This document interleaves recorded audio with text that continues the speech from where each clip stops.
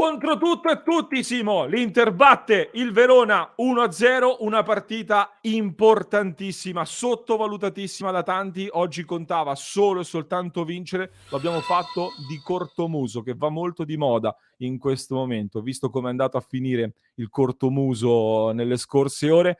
L'Inter che vince 1-0 sul Verona, gol di Lautaro Martinez dopo 3 minuti, punteggio che avrebbe dovuto essere molto più ampio, perché l'Inter non ha fatto una partita spettacolare, non ha fatto una partita clamorosa, ma c'è un arbitraggio stasera scandaloso, secondo me, veramente scandaloso, che non ha permesso all'Inter di poter portare a casa questa partita più comodamente di quanto poi è riuscita a fare. Visto che si è tanto parlato della macchina del Nord che si mette in moto, oggi dicevamo Simo, forse la macchina del Nord aveva un buco nella gomma oggi.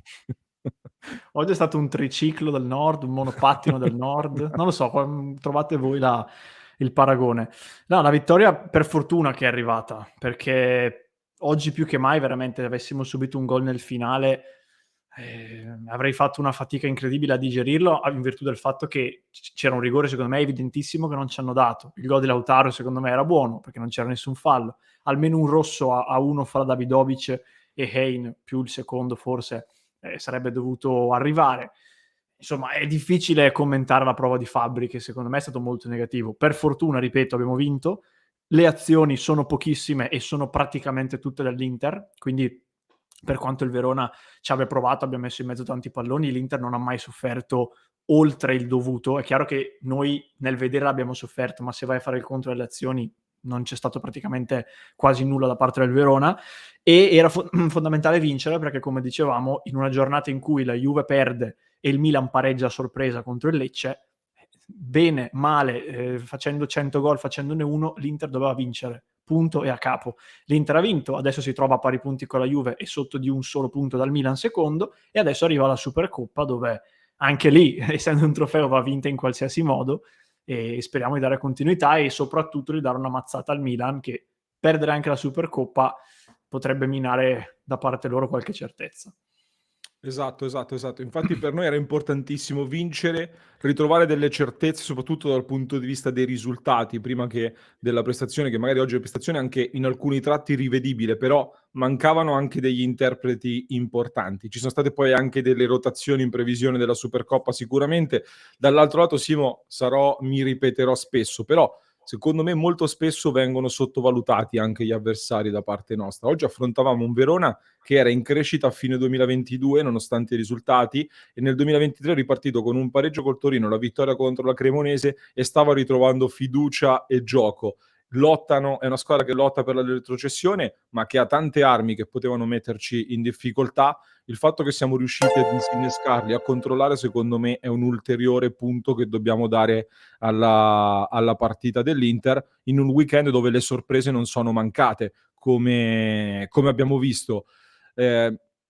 Magari ci aspettavamo, speravamo di avere uno sforzo ancora minore, però oggi vincere era troppo importante, anche perché adesso, alla luce dei risultati attuali, il Napoli è in vetta a quota 47 punti, sta facendo un po' la fuga da sola, ma l'Inter, grazie ai risultati che sono maturati sugli altri campi, praticamente si porta a ridosso del secondo posto, perché il Milan è a quota 38, la Juventus è a quota 37 e l'Inter aggancia proprio la Juventus a quota 37. E non per dire, ma subito dopo la Supercoppa italiana, la Juventus affronta l'Atalanta, il Milan affronta la Lazio in trasferta, l'Inter torna nuovamente protagonista in campo a San Siro contro l'Empoli, quindi anche il prossimo turno sulla carta è un turno favorevole all'Inter in questa corsa tra le top 4. Il Napoli invece sarà di scena sul campo della Salernitana, un derby comunque da tenere d'occhio. Pica Pica, grazie mille per il supporto in live con la super chat, vittoria importante, assolutamente importante per presentarci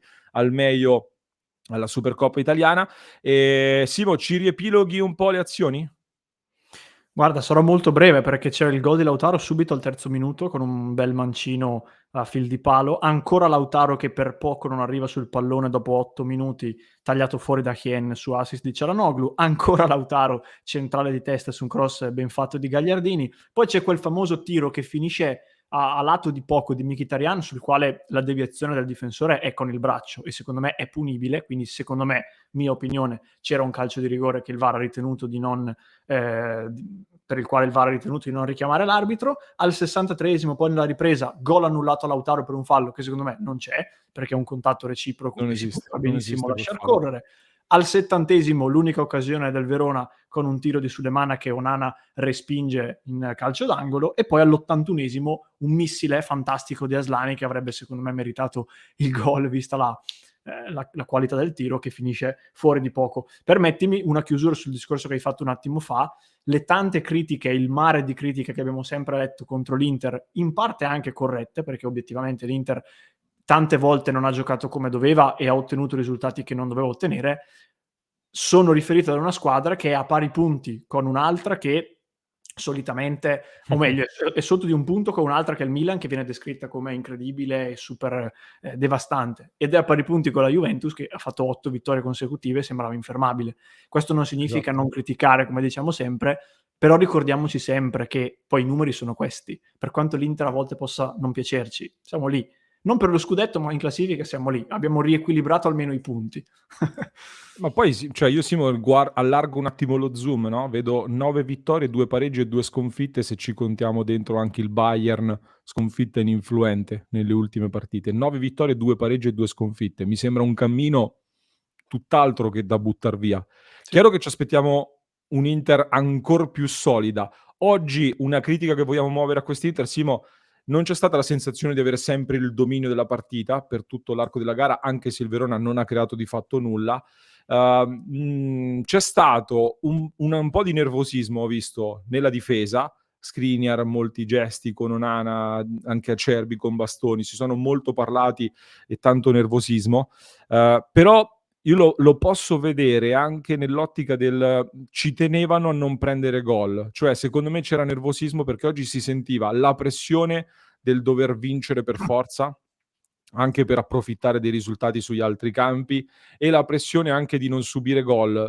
Pressione perché quando subiamo gol qualcosa a livello di certezze si perde sempre, e poi anche perché ovviamente subire gol avrebbe portato con sé tutta quella serie di critiche che vediamo sulla difesa puntualmente partita dopo partita, che appunto non fanno bene, ecco. E quindi secondo me c'era particolare attenzione anche a questo, a non voler prendere gol anche stasera. E per il resto, ripeto, anch'io l'arbitraggio l'abbiamo detto, cioè hai voglia adesso a parlare di gioco e di calcio, eccetera. Ragazzi, molto spesso le partite intanto si giocano, sono belle anche in base all'avversario che c'è di fronte. La partita si gioca in 2, quindi l'avversario non è che abbia fatto una partita apertissima che ci ha permesso di fare un gioco spettacolare. Noi siamo sicuramente stati poco brillanti per tutto l'arco della partita, però dobbiamo considerare il ciclo di partite da cui arriviamo con una rosa ridotta a causa di diverse assenze e la Supercoppa alle porte. Per me abbiamo fatto una buona partita, potevamo fare ancora di più. Chiaro che se l'arbitro magari ci concede quello che è nostro, sarebbe ancora meglio.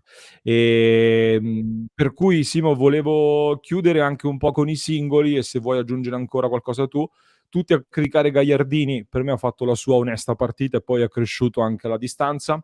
Lautaro Martinez per me oggi prestazione assoluta, anche da trascinatore oltre al gol decisivo. Di Marco l'ho visto abbastanza bene anche sulla corsia di sinistra. Mi è piaciuto l'ingresso in campo di Aslani, e Çalhanoğlu tornava dopo l'infortunio, ha fatto una prova di sostanza. Questi sono quelli che mi permetto di segnalare. Meno bene Skriniar, che l'ho visto nervoso, e Dzeko che ha sbagliato tanti palloni per me. Sì, forse è proprio Dzeko l'unico che ha un pochino deluso, però vabbè, è un percorso in cui può capitare. Io aggiungo 2 nomi, o meglio 1 soprattutto. Uno che hai già detto, che è Aslani, che per me anche oggi ha dimostrato di avere il carattere per saper entrare anche in queste partite che hanno un risultato in bilico e che sono molto delicate.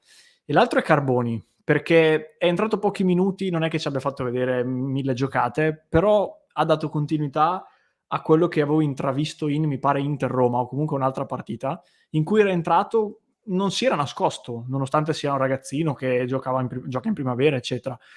Si fa dare il pallone, sa anche cercare la progressione. Io non dico che debba giocare sempre, perché comunque ha davanti 4 attaccanti di primo livello, nel senso che, cioè della prima squadra intendo dire. Però qualche volta questo cambio che oggi il mister ha fatto inserendolo, mi piacerebbe rivederlo, perché come dicevamo anche per Casadei prima che andasse via, è un attimo che questi ragazzi che hanno già una certa, tra virgolette, narrazione positiva, è un attimo che poi ti fanno un paio di gol, boom, schizzano 50 milioni il valore, anche solo nel chiacchiericcio, capito? E non sarebbe male di questi tempi trovarsi dal nulla un giocatore così. Quindi io gli darei maggiore spazio. Chiudo ricordando a tutti coloro che si stanno arrabbiando per il gioco, che dovevamo vincere 5-0, la Juventus contro il Verona vince 1-0, con anche un rigore, quel fallo di mano di Danilo, quella polemica là, e il Milan vince 2-1 con gol di Tonali all'81esimo, e il Verona, queste due partite, era nel mezzo di quella serie infinita di, mi pare, 10 sconfitte consecutive, tra le quali ci sono anche queste due. In questo caso arrivava da un pareggio e una vittoria. Cioè, o vale per tutti sta roba, ma se deve valere solo per l'Inter, che le squadre da metà classifica in giù vanno battute 5-0, allora non saremo mai contenti. Mai. No, io di questo discorso, Simo, sono stufo. Poi ci lamentiamo di come ci dipingono i media quando noi siamo i primi ad autocriticarci. Abbiamo battuto il Lecce alla prima giornata di campionato con qualche difficoltà e tutti dicevano, vabbè, il Lecce al Lecce. L'abbiamo visto il Lecce al Lecce, come si batte proprio in queste ore. Quindi io queste cose non le commento più. Se vogliamo parlare di calcio guardando le partite, ok, se ci fermiamo alla classifica e facciamo le proiezioni sulla classifica senza guardare il calcio giocato, non ci interessa questo tipo di discussioni. Direi di chiudere qui. Che dici? La clip? Sì. Chiudiamo qui questa clip allora. Vi ricordo di iscrivervi al canale per non perdervi neanche uno dei nostri contenuti. A parte arriveranno le pagelle dei tifosi, quindi con la community andiamo a dare i voti a tutti i giocatori dell'Inter scesi in campo.